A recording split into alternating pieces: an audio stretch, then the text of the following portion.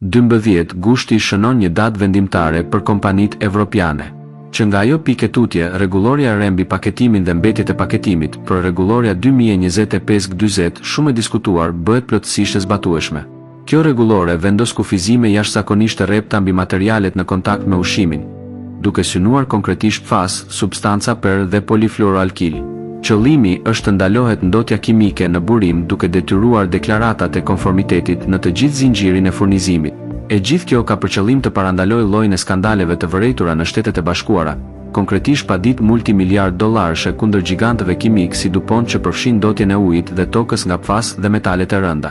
Kur këto shumë kombëshe u përballën me ndërprerje të prodhimit ose veprime ligjore në vend, përgjigjja e tregut global nuk ishte zhvendosja e fabrikave në Evropë për të ndotur, pasi rregulloret evropiane për kimikatet si REACH ishin tashmë të rrepta, por përkundrazi të vazhdonte përmbytjen e tregut evropian me mallra dhe paketime që përmbajnë këto substanca, duke përfituar nga fakti se Evropës i mungonte një ligj i unifikuar dhe rigoros që rregullonte mbetjet e paketimit dhe riciklimin.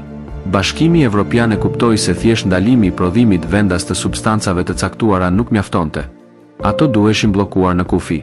Shumë materiale paketimit të importuara ose ato që lidheshin me zinxhir të huaj furnizimi u shmangeshin kontrolleve, duke hedhur në fakt tonelata me toksina, klor, plumb dhe PFAS në sistemet evropiane të riciklimit dhe duke helmuar ekonominë qarkulluese. Rregulloria kryua pikërisht për ta trajtuar këtë çështje dhe për të krijuar kushte të barabarta konkurrence. Afati i 12 Gushtit 2026 nuk është një lëshim, por një sankcion plotësues për tregun. Nga ajo ditë e tutje, çdo kompani, veçanërisht gjigantët amerikanë dhe të huaj që dëshiron të shes qoftë edhe një produkt të vetëm në Evropë, duhet të certifikojë mungesën e atyre substancave. Ata që nuk përmbushin këtë kërkesë do të përjashtohen nga tregu. Është kaq e thjeshtë. E gjithë kjo po bëhet për të parandaluar një skandal, një rast kontaminimi që do t'i shkaktonte dëme të rënda shëndetit të qytetarëve evropian. Kjo ndjek të njëjtën qasje si episodi i mëparshëm i podcastit, ku u diskutua për incidentin e rënd që përfshinte argjendarin arrestuar dhe u përmend rasti i dikurshëm i Receckonit. Edhe këtu kam detyrën e pakëndshme të kujtoj një çështje të shëmtuar të para 40 viteve.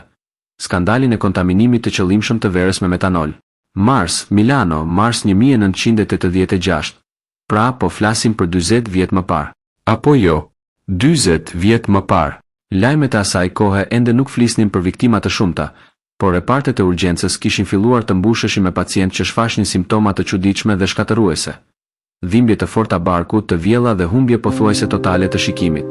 Në fillim, këto u konsideruan si raste të izoluara sëmundjesh apo si pasojë e alkoolizmit të rënd. Por, kur u gjetën viktimat e para dhe pranë tyre u gjeti njëjti lloj vere e lirë tavoline që shitej në supermarkete, e gjithë Italia u zgjua në një makt. Ajo verë ishte falsifikuar me metanol, një alkool industrial teje toksik dhe vdekjeprurës për njerëzit. Kjo është historia e mashtrimit më të madh ushqimor në historinë italiane.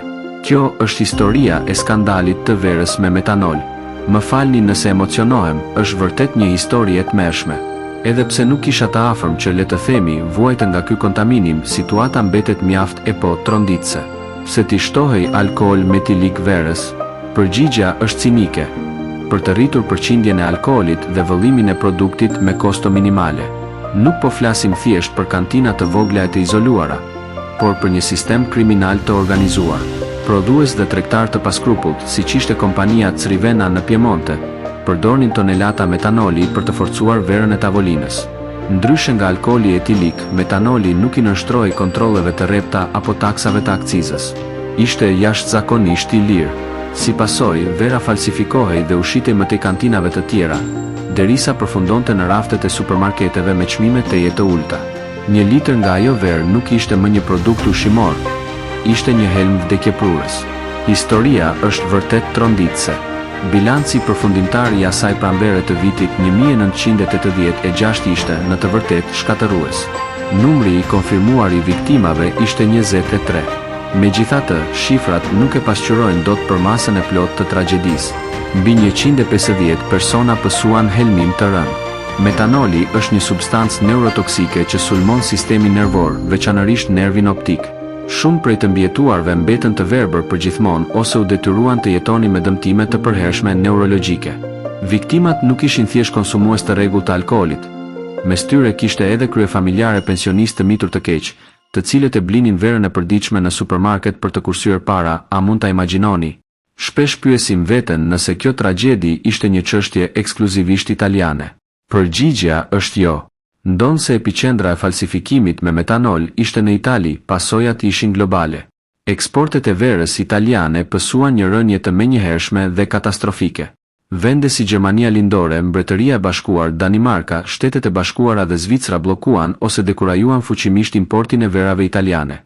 Miliona litra u sekuestruan dhe u shkatëruan në të gjithë Evropën. Për më tepër, ja vlen të përmendet se bota evropiane e verës u trondit nga skandale të tjera të ngjashme gjatë atyre viteve. Një vit më parë, në 1985, kishte ndodhur skandali austriak i verës me antifriz. Disa prodhues austriak kishin shtuar dietilen glikol, një përbërës i antifrizit, për t'i bërë verat e tyre të ëmbla dhe me trup të plot. Kjo tregoi se lakmia nuk njihte kufi, dhe se gjithë Evropa duhej të përballej me një industri ushqimore që kishte nevojë urgjente për rregullore më të rrepta dhe kontrolle të kryqëzuara. Dhe çfarë ndodhi më pas? Nga tragjedia lindi një revolucion i vërtet. Viti 1986 u bë një pikë kthese për verën italiane. Sektori u detyrua të përmirësonte praktikat e tij, duke u fokusuar plotësisht te cilësia, testimet laboratorike dhe sistemet e gjurmueshmërisë, si DS dhe GAP, të cilat sot e bëjnë verën tonë një simbol të ekselencës në mbar botën. Gjatë asaj periudhe lindën gjithashtu lëvizje vendimtare kushtuar garantimit të cilësisë dhe mbrojtjes së mjedisit. Por le t'i kthehemi pyetjes që shumë njerëz bëjnë. A ka pasur raste të tjera të ngjashme kohët e fundit? Kjo është një temë për një episod të ardhshëm. Për të përfunduar, hetimet gjyqësore mbi skandalin e verës me metanol të vitit 1986 quan në dënime penale përfundimtare për personat përgjegjës. Megjithatë, shteti italian nuk ofroi kurrë asnjë formë kompensimi financiar për viktimat apo të afërmit e 23 personave që humbën jetën. 40 vjet pas tragjedisë, kjo çështje mbetet një nga dështimet më të mëdha të sistemit të drejtësisë në historinë italiane. Edhe pse autorët u identifikuan dhe u gjykuan, familjet e prekura e morën drejtësinë vetëm në letër, duke mbetur plotësisht të braktisura për sa i përket kompensimit. Hetimi Lampo i vitit 1986. Procedimi gjyqësor nisi me urgjencë në Milano në mars të vitit 1986, nën koordinimin e zëvendës prokurorit Alberto Nobili. Duke sekuestruar shishe vere Barbera nga rajoni i Piemontes nëpër supermarkete, njësia e së karabinierëve, policia e specializuar për shëndetin dhe sigurinë gjurmoi shpejt zinxhirin e furnizimit. Ata zbuluan se helmi vinte nga objekti në pronësi të Giovanni Ciravegnas dhe djalit të tij, Daniele.